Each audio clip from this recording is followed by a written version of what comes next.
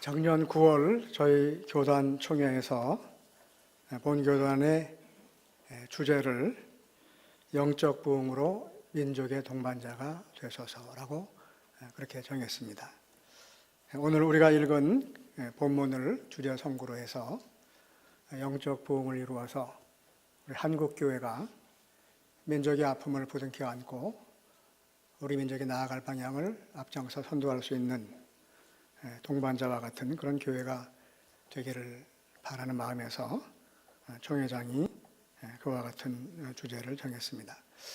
몇 년 전부터 저희 교회도 총회의 주제를 교회 표어로 삼아왔는데 올해는 영적 부흥으로 민족의 동반자가 되소서라고 하니까 우리 성도님들에게 조금 이게 낯선 느낌이 들 것 같기도 하고 해서 똑같은 의미지만 조금 표현을 바꿔서 영적 부흥으로 새롭게 도약하는 교회라고 그렇게 교회 표현을 정했고, 오늘 우리가 읽은 히브리서 13장 12절로 16절 말씀을 주제 성구로 그렇게 정했습니다. 돌이켜보면 우리 한국교회는 역사적으로 민족의 동반자와 같은 그런 역할을 해왔습니다. 개화기 때나 또 일제강점기 때, 그리고 국가 건립의 시기, 또 민주화와 경제 부흥의 시기, 그리고 오늘에 이르기까지 한국교회는 이 땅에서 나름대로 중요한 일들을 감당해 왔습니다. 특별히 3.1운동 당시에는 우리 민족 지도자들과 함께 수많은 기독교인들이 만세운동에 또 앞장을 섰습니다. 3.1운동 1919년 당시 우리 교회 지도자들 가운데, 민족의 지도자들 가운데 독립선언서에 서명을 했던 33인의 지도자 가운데 우리 개신교인이, 우리 기독교인이 16명이나 되었다라고 하는 것을 보면 당시만 하더라도 우리 기독교가 얼마나 이 민족의 아픔에 함께 동참을 해서 또 우리 민족을 앞장서서 이끌어갔는가 하는 것을 알 수가 있습니다. 그러나 지금 오늘의 한국교회는 이전처럼 우리 백성들에게 신임과 희망을 주지 못하고 있습니다. 오히려 이런저런 모습으로 교회가 사회로부터 그 염려의 대상으로 그렇게 전락해 왔습니다. 교회가 사회를 염려하는 것이 아니라 사회가 교회를 염려하는 그런 지경에 이르게 되었습니다. 지금 한국교회는 안팎으로 큰 도전에 직면해 있습니다. 외적으로는 세속주의의 도전이 엄청나게 밀려옵니다. 이런 외부적인 도전보다 더 심각한 것은 내부적인 문제입니다. 곧 교회가 영적인 능력을 잃어버리고 있는 것입니다. 교세가 점점 작아지는 것이 문제가 아니라 교회가 교회다움을 잃어버리고 있다고 하는 것이, 그것이 바로 문제입니다. 성도들의 기본적인 모습이라고 할 수 있는 예배 생활이나 기도 생활, 또 성결한 생활들이 점점 그 모습을 잃어가고 있습니다. 세상을 변화시키기는 고사하고 자신을 새롭게 하는 능력마저도 오늘날 교회는 잃어버리고 있습니다. 민족의 아픔을 함께 나누고 또 이 민족이 나아갈 방향을 제시해주며 민족의 동반자로서의 그 역할을 충실하게 감당해왔던 과거의 그 모습을 다시 살려내야 할 책임이 오늘 한국교회와 우리 교회에 있습니다. 이를 위해서 가장 먼저 해야 될 일은 우리 교회가 거룩한 교회로 거듭나는 것입니다. 이를 위해서 교회를 이루는 우리 성도들 한 사람 한 사람이 깨어서 함께 기도할 수 있어야지만 할 것입니다. 한마디로 영적인 부흥을 이룰 수 있어야지만 됩니다. 우리 교회도 영적인 부흥이 필요한 시점에 와 있습니다. 2019년 한 해 동안 영적인 부흥을 이루는 일에 초점을 맞춰서 함께 나아가려고 합니다. 그로 인해서 우리 교회가 새롭게 도약하는 기쁨을 회복하고자 합니다. 여기서 도약한다고 하는 것은 예전처럼 교세를 더 키우고 또 수적인 성장을 이루겠다고 하는 말이 아닙니다. 영적인 부흥이라고 하는 것은 수적인 성장을 의미하는 것이 아닙니다. 영적인 성장은 성경에 근거하여 믿음의 길을 가는 것이고 또 성령의 인도하심을 따라 예수 그리스도를 따라서 생활하는 것을 말합니다. 한마디로 말하면 교회가 교회다움을 회복하는 것입니다. 지금 한국교회의 가장 큰 문제는 교회가 영적인 능력을 잃어버리고 있는 것입니다. 성도들의 영적인 생활이 침체되어 있습니다. 옛날 우리 신앙의 선조들은 예배 드리는 일을 가장 중요한 일로, 그리고 가장 먼저 해야 할 일로 그렇게 생각하고 살아왔습니다. 주일에 다른 일은 못해도 예배 드리는 일만은 절대로 빠뜨리지를 않았습니다. 심지어는 예배 드리는 일을 돈 버는 일보다 더 중요하고 먼저 해야 할 일로 그렇게 생각을 하면서 생활을 해왔습니다. 그러나 이제 우리는 더 이상 예배 드리는 일을 그렇게까지 중요한 일로 생각을 하고 있지 않습니다. 이런저런 취미 생활을 위한 동호회보다도 오히려 중요하게 생각지 않는 경우들이 많이 있습니다. 예배 드리는 일을 소홀히 할 만큼 영적으로 무뎌진 생활을 하고 있는 것입니다. 뿐만 아니라 기도하는 일도 그렇고 봉사하는 일도 마찬가지입니다. 한국교회의 가장 큰 장점이자 자랑거리라고 할 수 있는 새벽 기도가 살아있다고 하는 것이었습니다. 한국교회의 자랑이었고, 그리고 다른 어떤 나라도 하고 있지 못하는 것이 바로 새벽 기도였습니다. 큰 교회든 작은 교회든 새벽마다 기도하는 사람들이 굉장히 많았습니다. 그러나 이제는 새벽에 교회에 와서 기도하는 사람들의 수가 점점 줄어들고 있고, 그나마 70대 이상 어르신들이 자리를 지키고 있는 그런 형국입니다. 앞으로 수년이 지나면 새벽에 기도하는 사람들을 과연 교회 안에서 찾아볼 수 있을까 하는 생각이 들기도 합니다. 지금 새벽 기도를 드리시는 어른들이 돌아가시고 나면 지금 30, 40대 젊은 층의 사람들이, 성도들이 과연 그 뒤를 이어서 기도하는 자리를 지킬 수 있을까 하는 그런 생각을 하게도 됩니다. 이제는 각 교회마다 봉사하는 사람들의 숫자도 점점 적어지고 있습니다. 요즘 웬만한 교회에서는 주방 봉사를 성도들이 직접 하지 않고 그 사람을 사서, 용역을 사서 주방 봉사를 하고 있습니다.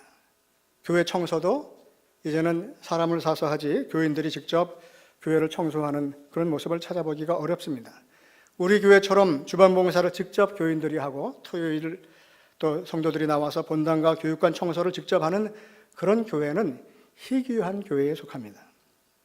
우리 교회는 경조부가 있어서 성도들이 상을 당하면 운구위원들과 조과단원들이 직접 운구하고 찬양을 부르면서 슬픔을 당한 가정들을 위로하는 그런 봉사들을 하고 있습니다. 근데 가만히 살펴보면 우리 운구위원들의 연령이 거의 70세가 넘어가는 것을 볼 수가 있어요. 지금은 거의 대부분 화장을 하지만 한 몇 년 전까지만 하더라도 상이 나면 거의 대부분 매장을 했습니다. 그 매장을 하게 되면 그 관을 이제 옮기는 일이죠. 우리 하관하는 장소까지 관을 옮기는 일, 그 운구하는 일들을 우리 성도님들이 벌써 한 20년 가까이 그렇게 해오고 있어요. 근데 그 운구위원들의 연령대가 그 집사님, 장로님들이 주축이 됐는데 거의 60세 이상입니다. 물론 젊은 사람들은 평일에 그런 봉사를 할 여건도 되지 못하지만 여건이 된다고 하더라도 그런 봉사를 하려고 하는 사람들이 있겠나 하는 그런 생각을 또 해보게도 됩니다. 성도들이 교회에서 하는 봉사는 주님을 섬기는 마음으로 또 주님을 사랑하는 마음으로 하는 봉사입니다. 교회학교 교사로, 찬양대원으로, 주방봉사자로, 청소하는 일로 뿐만 아니라 방송실에서 그리고 이 모양 저 모양으로 여러 곳에서 하는 모든 봉사는 주님을 사랑하고 교회를 섬기는 마음으로 하는 봉사입니다. 그렇기 때문에 보수도 받지 아니하고 오히려 자신의 시간과 물질을 들여가면서 하는 것입니다. 이런 봉사를 할 수 있는 것도 영적인 열심과 뜨거움이 있어야지만 할 수가 있습니다. 예배드리고 기도하고 말씀 읽고 봉사하는 모든 일들이 영적인 토대가 있어야 할 수 있는 일들입니다. 주님을 사모하는 마음이 있고 주님을 만나고 싶어하는 마음이 있고 주님을 사랑하는 마음, 교회를 사랑하는 마음이 있어야 할 수 있는 일들입니다. 영적인 훈련을 하지 않고서는 할 수 없는 일들이 교회에서 하는 봉사들입니다. 영적인 무장이 되지 않고서는 예배는 물론이고 기도하고 말씀을 읽고 봉사하는 일도 하기가 어렵습니다. 교회가 영적인 능력을 잃어버리면 점점 세속화될 수밖에 없습니다. 세상을 닮아가게 될 수밖에 없다고 하는 것입니다. 세상에서 큰 것, 많은 것에 가치를 두는 것처럼 오늘날 교회도 큰 것, 많은 것, 권세 있는 것을 추구해 갈 수밖에 없습니다. 한국 교회가 지금처럼 영적인 능력을 잃어버린 이유 가운데 하나는 세상과 마찬가지로 큰 것을, 많은 것을, 높은 것을 추구하고 그것만을 따라갔기 때문입니다. 세상의 가치를 교회도 그대로 따라갔기 때문입니다. 영적인 능력이 있든지 없든지, 싸움을 하든지 말든지, 교세가 커지기만 하면 그만이라고 하는 생각을 가지고 모든 교회들이 양적인 성장에만 가치를 두고 그 방향으로만 달려온 결과가 오늘날 한국교회의 모습입니다. 오늘날 한국교회의 추락은 세상과 마찬가지로 영적인 것이 아닌 양적인 것만을 추구하며 달려온 그 결과, 그 이상도 그 이하도 아닙니다. 물론 이런 말씀을 드리면 어떤 분들은 그렇게 이야기를 하기도 합니다. 아무리 영적인 능력이 있고 그리고 성숙했다 할지라도 사람들이 모여야, 교인들이 좀 있어야 무슨 영적인 능력도 있고 영적인 성숙도 있지, 모이는 사람이 없는데 무슨 영적인 능력이 문제냐 말이에요. 물론 맞는 이야기입니다. 모이는 사람이 있어야 돼요. 그러나 모이는 사람의 숫자에 우리들이 초점을 맞추게 되면 오늘날 지금 한국교회의 모습, 바로 그 모습으로 계속해서 나아갈 수밖에 없다고 하는 겁니다. 사람이 많이 모이고 교인들이 많이 모일 수 있어야만 힘을 가지고 능력을 가질 수 있는 것이 아닙니다. 어떻게 보면 한국교회의 모든 지도자들은, 거의 대부분의 지도자들이 다 양적인 숫자를 늘리는데, 양적인 성장을 위해서 달려왔고 저 또한 마찬가지입니다. 저도 그렇게 생각을 하고 왔습니다. 왜냐하면 제가 부임을 해서 교회를 1,000명, 2,000명으로 그렇게 성장을 시키면 인정을 받을 수 있을 거예요. 야, 한명석 목사가 참 그 능력이 있는 목사란 말이에요. 모든 대한민국의 목사들은 거의 대부분 바로 그 모습을 그 마음에 품고 그리고 목회를 해왔습니다.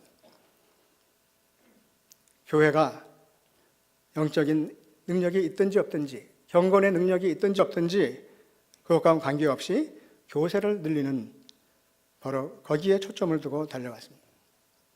오늘날 한국교회의 모습을 가만히 보면, 물론 한국교회가 이런저런 사회로부터 지탄을 받고 욕을 먹는 것이 거의 대부분 굉장히 규모가 큰 교회가 제 모습을 갖지 못하기 때문입니다. 물론 그렇다고 중소교회가 책임이 없는 것은 아니, 그러나 오늘날 보면은 우리 교단도 그렇고 합동측 교단도 그렇고 다 마찬가지입니다. 세상에 손가락질을 받는 교회는 다 엄청나게 큰 교회들이, 이름만 대면 누구나 알 수 있는 바로 그런 교회들이 지금 사회로부터 지탄을 받고 그리고 욕을 먹고 있습니다. 물론 큰 교회만은 문제는 아닙니다. 우리 성도들도 어떤 면에서는 큰 교회에 다니는 것을 굉장히 자랑스럽게 여기고 긍지를 가지고 있어요. 예를 들어서 한 5만 명, 2만 명 되는 어떤 교회를 다닌다고 하면 나는 어떤 교회 교인이다 라고 하는 자부심이 있어요. 그래서 어깨를 펴고 당당하게 이야기를 하는데, 시골의 조그만 교회나 대구에 있는 남성교회라고 한다면 어느 교회 다닙니까? 대구에 평리동에 그런 교회가 있습니다. 마치 무슨 큰 교회 다니는 것이 자기에게 있어서 큰 영광과 자랑이 되는 것 같은 그런 착각을 우리들이 사실 하고 있는 것입니다. 지금 우리들의 모습이 사실은 그렇습니다.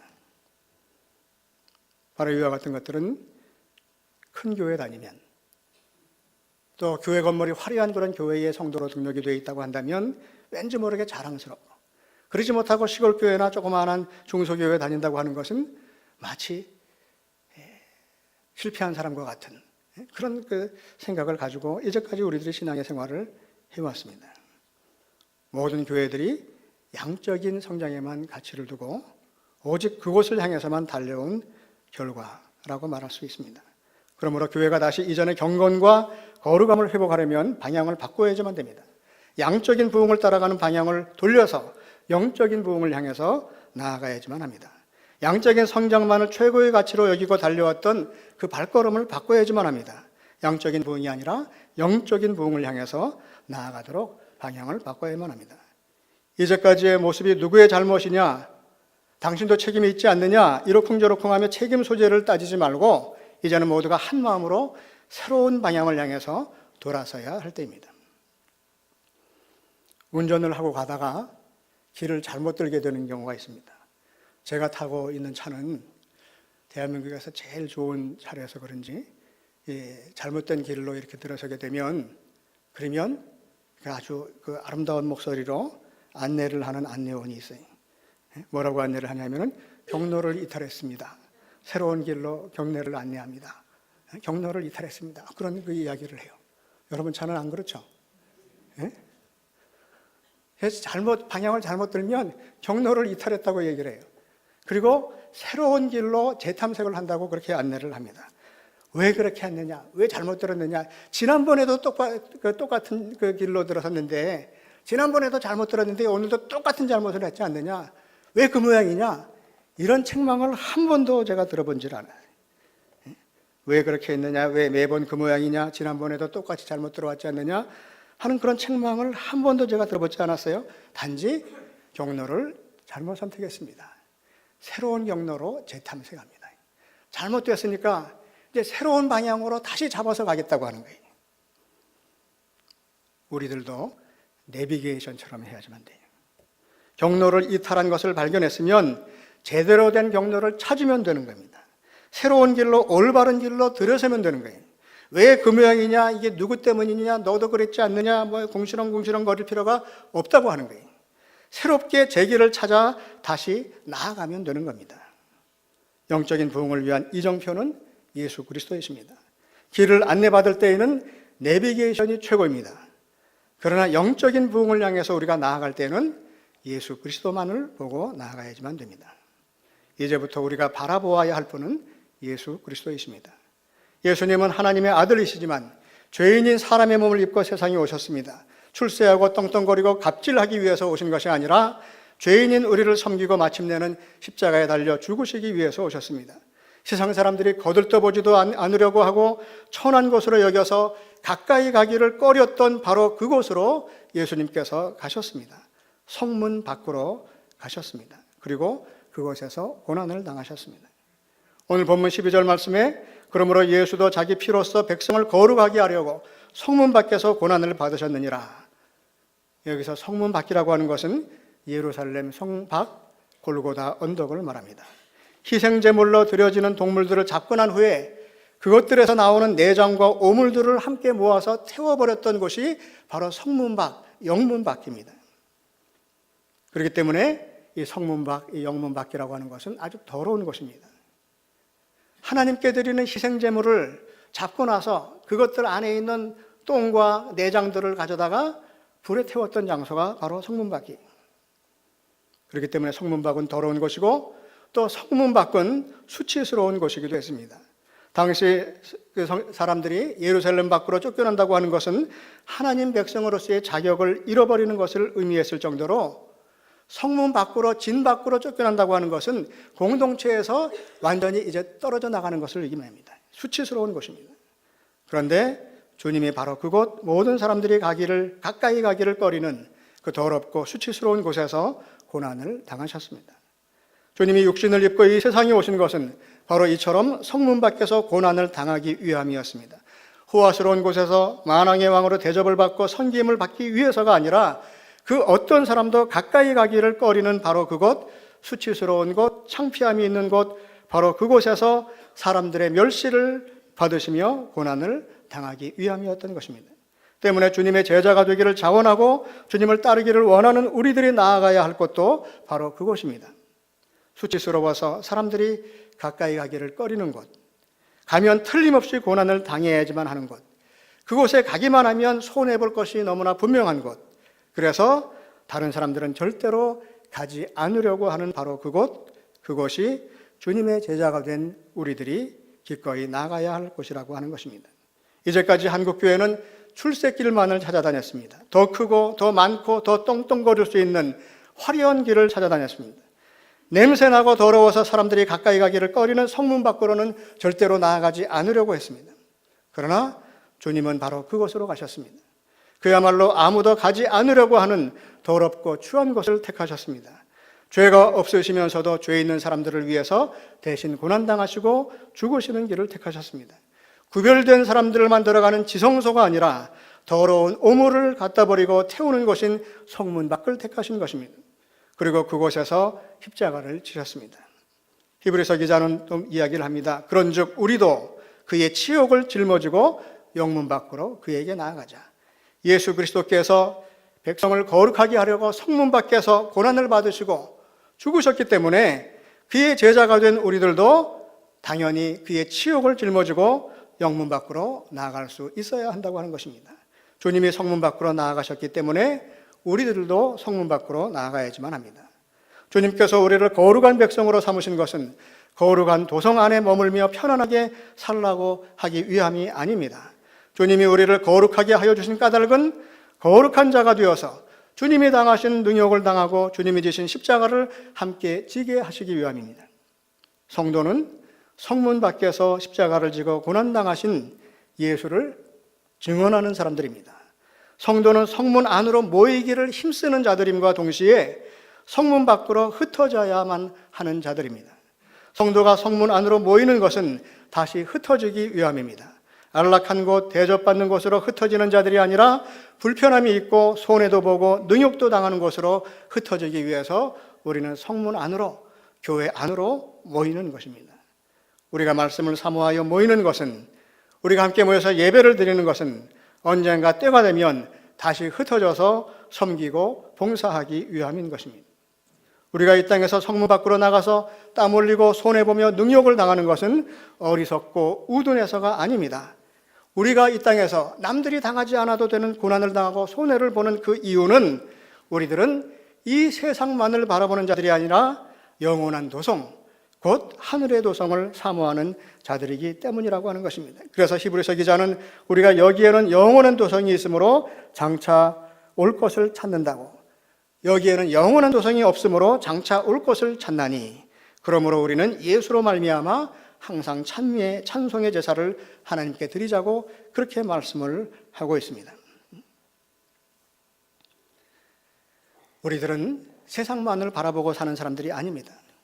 때로는 세상 속에서 우리들이 고난을 당하기도 하고, 때로는 억울한 일을 당하기도 하고, 때로는 모함을 받고 죽기도 하지만, 그러나 그것으로 끝나는 것이 아니라 우리가 바라봐야 될 하늘에 있는 영원한 도성이 있다고 하는 것을 우리들이 믿고 소망하기 때문에 우리들은 얼마든지 주님께서 가신 그 성문 밖으로 나아갈 수 있다고 하는 겁니다.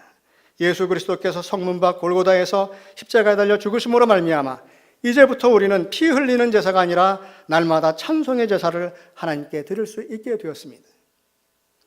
이제 희생 제물을 잡아서 죽여야만 하나님 앞으로 나아갈 수 있는 것이 아니라 이제 우리들은 날마다 그리스도 예수로 말미암아 찬송의 제사를 하나님께 드릴 수 있게 되었다고 하는 것입니다. 우리가 드리는 찬송의 제사는 하나님께서 우리에게 주시는 은혜에 대한 구체적인 응답으로 드리는 제사입니다. 성문 밖으로 나아가 드리는 제사는 입술로 드리는 제사가 아니라 입술의 열매로 드리는 제사입니다. 이는 입술을 통해서 증거되는 하나님의 말씀이 생활의 열매로 나타나는 것을 말합니다. 그것은 곧 16절에 있는 말씀처럼 선을 행함과 나눠주는 것입니다. 우리가 입술로 증거하고 선을 행하며 나누어주는 일, 이 구체적인 행함들을 통해서 드리는 제사가 바로 찬송의 제사이고 그 제사를 하나님께서 기쁘게 받으시는 것입니다. 성문 밖으로 나아가서 드리는 찬송의 제사는 자신을 돌아보며 회개하는 일을 통해서 나타날 수가 있습니다. 하나님께서 기뻐하시는 찬송의 제사를 드리려고 하면 날마다 자기 자신의 모습을 되돌아보며 회개하는 일들을 할 수 있어야 한다고 하는 것입니다. 저마다 다른 사람의 부족함을 찾아내어 지적하고 비난하는 일을 멈추고 먼저 나 자신의 부족함과 허물을 돌아보고 회개하는 시간을 가질 수 있어야지만 됩니다. 영적인 부흥은 교세가 커지는 것으로 시작되는 것이 아니라 우리들 자신을 돌아보며 회개하는 일로부터 시작이 됩니다. 또한 영적인 부흥은 예배를 온전히 드리는 일로부터 시작이 됩니다. 그리고 기도하는 일을 뒤로 하고서는 절대로 영적인 부흥이 이루어질 수 없습니다. 때문에 올해 우리는 153 실천운동을 통해서 회개하는 훈련, 그리고 말씀 읽고 묵상하는 훈련, 서로 간의 칭찬과 격려로 화합하고 사랑하는 훈련을 해 나가려고 합니다. 영적인 부흥이라고 하는 것은, 새로운 변화라고 하는 것은 어떤 큰 일, 아주 놀라운 일, 남들이 하지 못하는 대단한 일을 할 수 있어야만 되어지는 것이 아닙니다. 모든 변화는 아주 작은 것에서부터 시작이 됩니다. 매일매일 날마다 우리들이 행하는 아주 작고 그야말로 보잘것없는 일들을 통해서 놀라운 변화들이 일어나는 것입니다. 지난주 중에 그 아침에 인간극장이라고 하는 프로를 보았어요. 우연히 월요일부터 금요일까지 하는 프로인데 아침에, 물론 일찍 출근하시는 분들은 볼 수 없는 시간일 겁니다. 근데 우연히 금요일 날 우연히 TV를 틀었는데 그 인간극장 그 끝날 때쯤 들었는데 보니까 김영석 선생님의 그 이야기가 나오더라고요. 그래가지고 그 지난 프로를 보려고 1,500원씩 한 편에 1,500원씩 돈을 내가면서 제가 따로 또 다시 사서 봤어요. 여러분 김영석 선생님 아시죠? 씨름 선수인가요? 권투 선수입니까? 올해 100세가 되신 연세대학교 명예교수로 있는 분이에요. 그분이 올해 100세가 되어서도 아직까지도 강연을 다니시는데 작년에 거의 160회 이상 강연을 다니셨다 그래요. 사람들이 김영석 선생님을 만나면 다 공통적으로 똑같이 묻는 질문이 있다고 합니다. 어떤 질문일 것 같아요? 선생님, 어떻게 하면 선생님처럼 그렇게 건강한 모습으로 장수할 수 있습니까? 그분이 100세가 됐는데 하루에 2번씩 수영을 하시더라고. 아니, 하루에 2번이 아니라 일주일에 2번씩. 그러니까 누구나 다 똑같은 질문을 한대. 두 가지 가운데 한 가지는 어떻게 지금처럼 건강하게 장수할 수 있습니까? 그분이 다른데 예전에는 강연을 가면 다른 사람의 얘기를 주로 많이 하고 이론적인 얘기를 많이 했는데 이제는 그냥 자기 얘기를 한다고 얘기를 하시더라고요. 증거잖아요. 그분 자체가 살아있는 증거예요. 자신의 삶을 얘기한다는 거예요. 제가 그 프로를 보면서 그런 생각을 했어요. 저분의 삶이 진짜 참 규칙적이고 그리고 대단한 것이 없는데 이제 본인이 자기 자신을 생각을 하면서 늘 생각을 하시는 거예요. 그러면서 자기의 행동 하나를 맞춰 나가는 거예요. 바꿔 나가는 거예요. 대단한 일이 하나도 없어요. 그냥 우리들도 늘 일상시에 하는 일이, 우리들도 아침 먹잖아요, 점심 먹잖아요, 저녁 먹잖아요. 어떤 분들은 먹다가 안 먹다 하는 분들도 계시고 어떤 분들은 무슨 또 다이어트 때문에 굶는 분들도 계시지만 이분은 3시를 꼭 시간을 맞춰서 드시더라고요. 아침은 6시 반에, 저녁은 12시인가 12시 반에, 점심은, 저녁은 또 6시인가 몇 시. 그리고 맨날 특별한 다른 시간 약속이 없으시면 똑같은 일들을 되풀이해요. 그 연희동 그 근처에 있는 그 산에, 조그마한 그 언덕과 같은 산을 올라 산책을 하시는 거예요. 옛날 독일의 임마누엘 칸트라고 하는 철학자가 늘 똑같은 시간에 산책을 했다는 거예요. 그래서 그분이 나와서 산책하는 시간이 1초도 틀리지 않기 때문에 사람들이 그분을 보면서 자기 시계를 맞췄다는 거예요. 김영석 선생님도 특별한 일이 없지만 늘 일상에 평상시에 했던 일들을 해요. 그리고 그 수영을 또 일주일에 2번씩 하시는데 수영장 갈 때도 보니까 조그마한 쇼핑백 같은 가방을 하나 들고서 걸어가시다가 나중에 153번인가 몇 번 시내버스 타고 가더라고. 근데 자막에 나오는 거 보니까 이렇게 화면에 나오는데 이렇게 막 흐릿하게 가려놨어요. 가리려면 똑바로 가리지 다 읽을 수 있겠더라고. 힐튼 호텔 같아.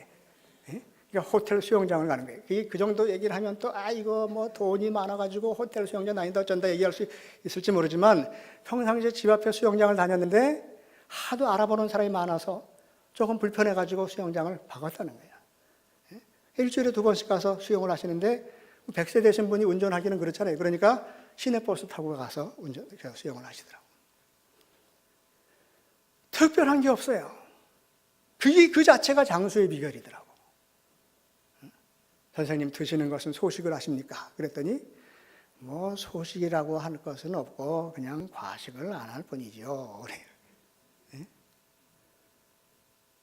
그래서 제가 몇 달 전에도 한번 말씀을 드렸죠. 그분이 하는 얘기가 그런 얘기가 있어요. 나 비슷하게 나이 먹은 사람들은 이 사회의 어른으로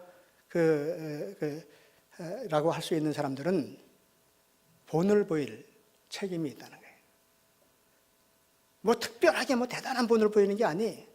그러면서 하시는 말씀이 자기는 가족들과 함께 식사를 하고 자기 아들들, 손주들이 같이 식사를 하고 이제 식사 다 하고 나갈 때 음식점을 나갈 때 꼭 그 안에 있는 주인이든지 종업원한테 인사를 하고 나간다는 거예요.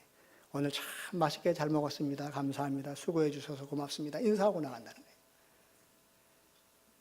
근데 우리 아들들은 한 명도 인사하고 나가는 사람이 없대. 근데 나는 인사하고 나간대. 우리 손주들이 생각할 때 할아버지는 우리 아버지랑 달라 이렇게 생각을 한다는 거예요. 그게 바로 내가 이 사회에 보이는 책임감 있는 모습이에요. 본을 보이는 거예요. 이분이 버스를 타는 모습도 그 방송에서 나왔는데 버스를 타면서 꼭 운전기사한테 인사를 하고 들어가더라고요. 감사합니다. 수고하십니다.